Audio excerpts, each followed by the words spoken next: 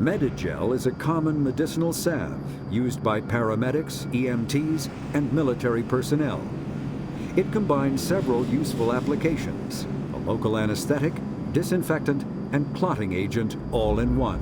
Once applied, the gel is designed to grip tight to flesh until subjected to a frequency of ultrasound. It is sealable against liquids, most notably blood, as well as contaminants and gases. The gel is a genetically engineered bioplasm created by the CERTA Foundation, a medical technology megacorp based on Earth. Technically, Medigel violates Council laws against genetic engineering, but to date, it has proved far too useful to ban.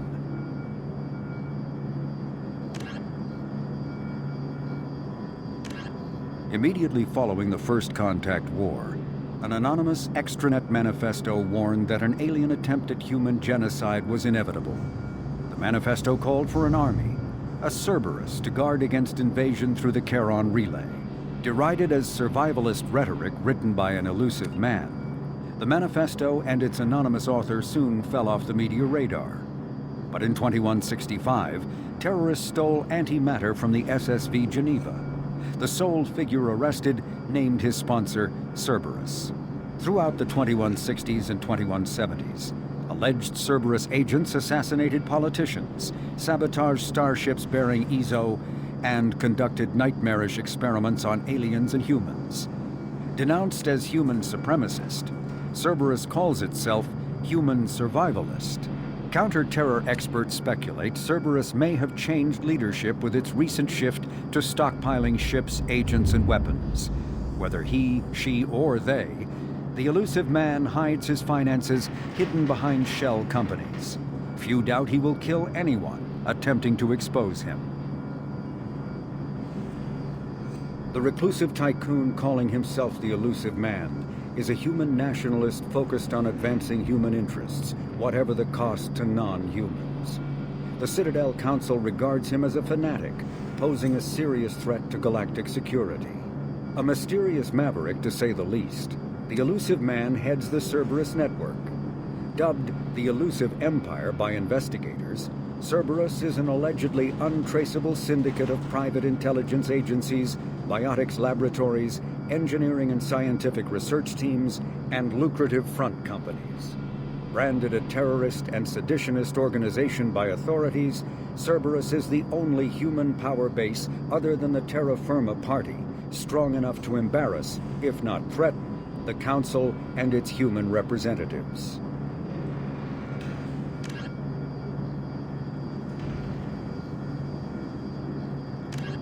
The Systems Alliance space vehicle Normandy is a prototype starship created as a joint human and Turian venture. A frigate optimized for reconnaissance missions, the vessel uses state-of-the-art stealth technology. Most ships generate tremendous heat that is easily detectable against the absolute zero background of space. The Normandy, however, temporarily sinks this heat within its hull. Because of exterior hull refrigeration, the ship can travel undetected for hours, or drift passively for days of covert observation. That heat sinking carries the risk of cooking the crew alive if the stored heat is not eventually radiated. Also contributing to stealth is the Normandy's revolutionary Tantalus drive, a Mass Effect core double the standard size. The Tantalus generates mass concentrations that the Normandy falls into, allowing it to move without the use of heat-emitting thrusters.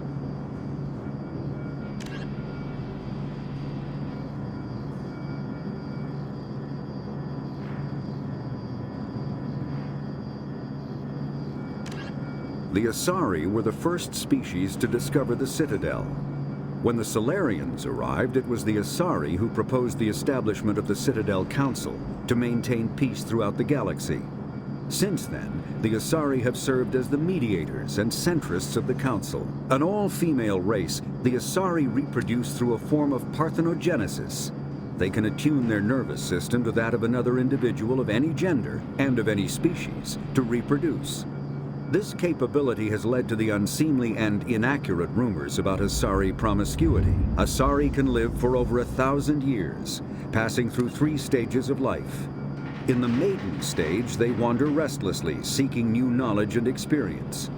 When the matron stage begins, they meld with interesting partners to produce their offspring. This ends when they reach the matriarch stage, where they assume the roles of leaders and counselors. The second species to join the Citadel, the Solarians, are warm-blooded amphibians with a hyperactive metabolism. Solarians think fast, talk fast, and move fast. To Solarians, other species seem sluggish and dull-witted. Unfortunately, their metabolic speed leaves them with a relatively short lifespan. Solarians over the age of 40 are a rarity. The Solarians were responsible for advancing the development of the primitive Krogan species to use as soldiers during the Rachni Wars. They were also behind the creation of the genophage bioweapon the Turians used to quell the Krogan rebellion several centuries later. Solarians are known for their observational capability and non-linear thinking. This manifests as an aptitude for research and espionage. They are constantly experimenting and inventing, and it is generally accepted that they always know more than they are letting on. Roughly 1,200 years ago, the Turians were invited to join the Citadel Council to fulfill the role of galactic peacekeepers. The Turians have the largest fleet in Citadel space, and they make up the single largest portion of the Council's military forces. As their territory and influence has spread, the Turians have come to rely on the Solarians for military intelligence and the Asari for diplomacy. Despite a somewhat colonial attitude towards the rest of the galaxy, the ruling hierarchy understands they would lose more than they would gain if the other two races were ever removed. Turians come from an autocratic society that values discipline and possesses a strong sense of personal and collective honor. There is lingering animosity between Turians and humans over the First Contact War of 2157, which is known as the Relay 314 incident to the Turians. Officially, however, the two species are allies, and they enjoy civil, if cool, diplomatic relations.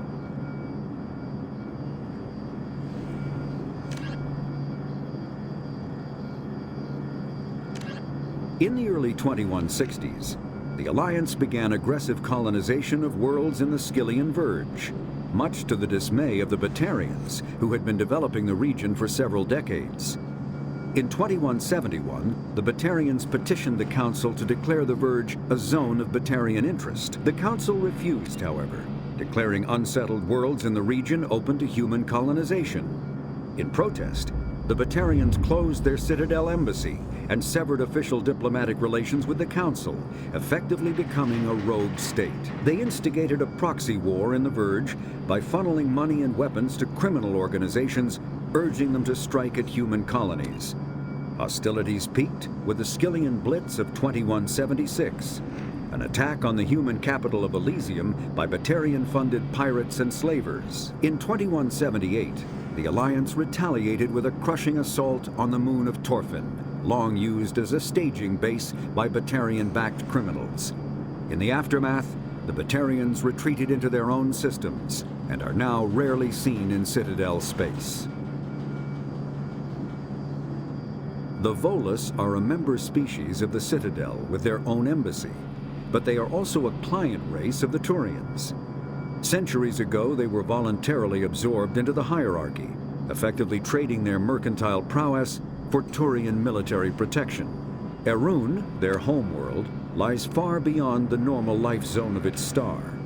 However, the world has a high-pressure greenhouse atmosphere that traps enough heat to support an ammonia-based biochemistry. As a result, the Volus must wear pressure suits and breathers when dealing with other species, as conventional nitrogen-oxygen air mixtures are poisonous to them, and in the low-pressure atmospheres tolerable to most species, their flesh will actually split open. Volus culture is tribal, bartering lands and even people to gain status. This culture of exchange inclines them to economic pursuits. It was the Volus who authored the Unified Banking Act, and they continue to monitor and balance the Citadel economy. The Geth are a humanoid race of networked AIs. They were created by the Quarians 300 years ago as tools of labor and war. When the Geth showed signs of self-evolution, The Quarians attempted to exterminate them. The Geth won the resulting war. This example has led to legal, systematic repression of artificial intelligences in galactic society. The Geth possess a unique distributed intelligence. An individual has rudimentary animal instincts, but as their numbers and proximity increase, the apparent intelligence of each individual improves. In groups, they can reason, analyze situations, and use tactics, as well as any organic race. Geth space is located at the trailing end of the Perseus Arm, beyond the lawless Terminus systems. The Perseus Veil, an obscuring dark nebula of opaque gas and dust, lies between their space and the Terminus systems. A myth common to several cultures in the galaxy, Reapers were imagined to be space monsters who consumed entire stars. Archaeologists and mythologists attempting to uncover sources for such myths have yielded little, except interstellar religious themes of all-consuming devils common to primitive cultures. Driven from their home system by the Geth nearly 3 centuries ago, most Quarians now live aboard the Migrant Fleet, a flotilla of 50,000 vessels ranging in size from passenger shuttles to mobile space stations. Home to 17 million Quarians, the flotilla understandably has scarce resources. Because of this, each Quarian must go on a rite of passage known as the pilgrimage when they come of age. They leave the fleet and only return once they have found something of value they can bring back to their people. Other species tend to look down on the Quarians for creating the Geth and for the negative impact their fleet has when it enters a system. This has led to many myths and rumors about the Quarians, including the belief that underneath their clothes and breathing masks, they are actually cybernetic creatures, a combination of organic and synthetic parts. The Krogan evolved in a hostile and vicious environment.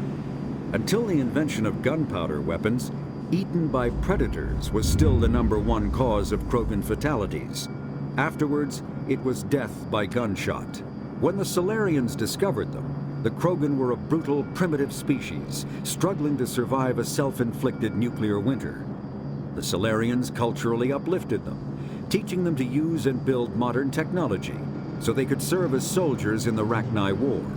Liberated from the harsh conditions of their homeworld, the quick-breeding Krogan experienced an unprecedented population explosion. They began to colonize nearby worlds. Even though these worlds were already inhabited, the Krogan rebellions lasted nearly a century, only ending when the Turians unleashed the Genophage, a Solarian-developed bioweapon that crushed all Krogan resistance. The Genophage makes only 1 in 1,000 pregnancies viable, and today the Krogan are a slowly dying breed. The Hanar are a citadel species known for excessive politeness. They speak with scrupulous precision and take offense at improper language. Hanar that expect to deal with other species take special courses to help them unlearn their tendency to take offense at improper speech. All Hanar have 2 names. The face name is known to the world. The soul name is kept for use among close friends and relations. Hanar never refer to themselves in the first person in conversation with someone they know on a face name basis. To do so is considered egotistical, so instead they refer to themselves as this one, or the impersonal it. Their homeworld, Kaje, has 90% ocean cover and orbits an energetic white star, resulting in a permanent blanket of cloud. Due to the presence of Prothean ruins on the world, many Hanar worship them, and Hanar myths often speak of an elder race that civilized them by teaching them language. The Elcor are a citadel species native to the high-gravity world Dakuna. They are massive creatures, standing on 4 muscular legs for increased stability. Elcor move slowly, an evolved response to an environment where a fall can be lethal. This has colored their psychology, making them deliberate and conservative. Elcor speech is ponderous and monotone. Among themselves, scent, slight movements, and sub-vocalized infrasound convey shades of meaning that make a human smile seem as subtle as a fireworks display. Since their subtlety can lead to misunderstandings with other species, The Elcor often go out of their way to clarify when they are being sarcastic, amused, or angry. Dacuna's high gravity impedes mountain formation. Most of the world consists of flat, open plains, which prehistoric Elcor wandered across in small family bands. Modern Elcor still prefer open sky and can become restless and uncomfortable on long starship journeys. The Hanar, in the early 21...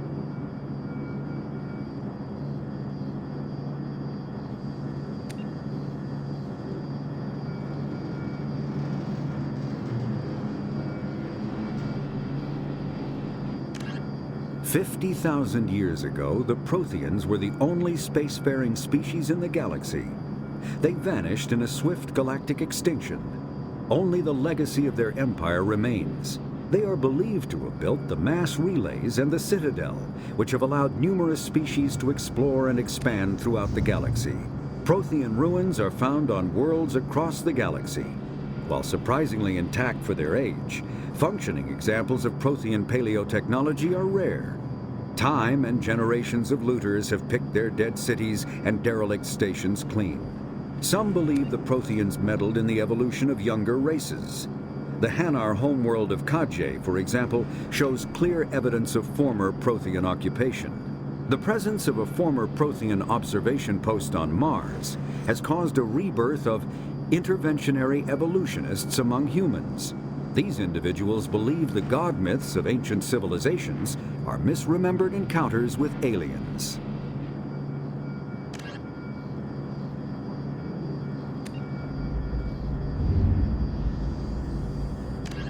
Freedom's Progress colony was once a typical Alliance settlement, but following complete communications blackout and its apparent destruction, is now a lightning rod for anxiety and dread in the galactic human community.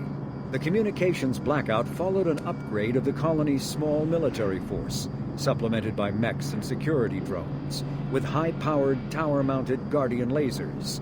Colonists complained about construction cost overruns, delays, noise, and damage to the local environment. They also feared the defense array could be seen as provocative to their world's neighbors. Such fears may not have been baseless.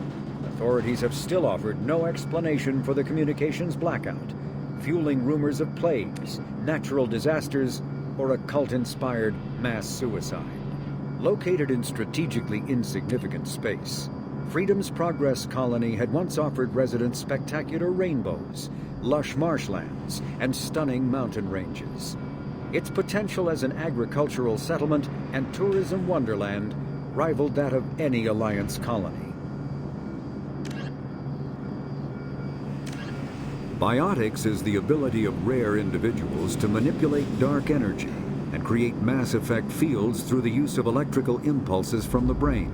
Intense training and surgically implanted amplifiers are necessary for a biotic to produce mass effect fields powerful enough for practical use. The relative strength of biotic abilities varies greatly among species and with each individual. There are three branches of biotics. Telekinesis uses mass-lowering fields to levitate or impel objects. Mass-raising kinetic fields are used to block or pin objects. Spatial distortion uses rapidly shifting mass fields to shred objects. Most organic species are capable of developing biotic abilities, though there are risks involved. Biotics are the result of an in utero exposure to element 0. This usually causes fatal cancers in the victim, but in rare cases, it coalesces into nodules within the fetus's developing nervous system. Omni-tools are handheld devices that combine a computer microframe, sensor analysis pack, and manufacturing fabricator. Versatile and reliable, an Omni-tool can be used to analyze and adjust the functionality of most standard equipment, including weapons and armor, from a distance.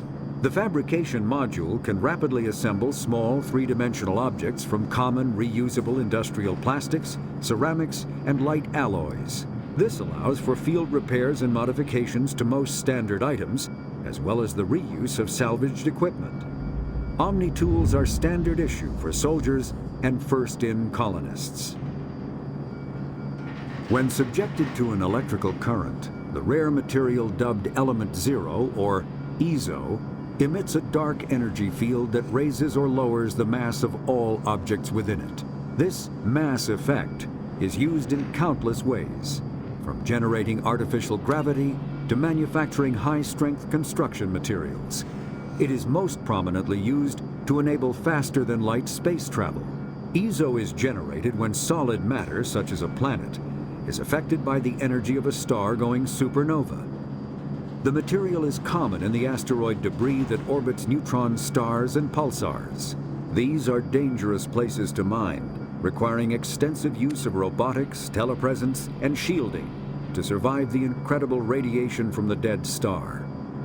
Only a few major corporations can afford the setup costs required to work these primary sources. Humanity discovered refined element zero at the Prothean Research Station on Mars, allowing them to create mass effect fields and develop FTL travel. Element zero can increase or decrease the mass of a volume of space-time when subjected to an electrical current. With a positive current, mass is increased. With a negative current, mass is decreased. The stronger the current, the greater the magnitude of the dark energy mass effect. In space, low-mass fields allow FTL travel and inexpensive surface-to-orbit transit. High-mass fields create artificial gravity and push space debris away from vessels. In manufacturing, low-mass fields permit the creation of evenly blended alloys, while high-mass compaction creates dense, sturdy construction materials. The military makes extensive use of mobility-enhancing technologies, with mass effect utilizing fighting vehicles standard frontline issue in most military forces. Mass effect fields are also essential in the creation of kinetic barriers or shields to protect against enemy fire. Mass relays are feats of Prothean engineering advanced far beyond the technology of any living species. They are enormous structures scattered throughout the stars and can create corridors of virtually mass-free space, allowing instantaneous transit between locations separated by years or even centuries of travel using conventional FTL drives. Primary mass relays can propel ships thousands of light years, often from one spiral arm of the galaxy to another. However, they have fixed one-to-one connections. A primary relay connects to one other primary relay and nowhere else. Secondary relays can only propel ships across a few hundred light years. However, they are omnidirectional. A secondary relay can send a ship to any other relay within its limited range. There are many dormant primary relays whose corresponding twins have not yet been located. These are left inactive until their partner is charted, as established civilizations are unwilling to blindly open a passage that might connect them to a hostile species.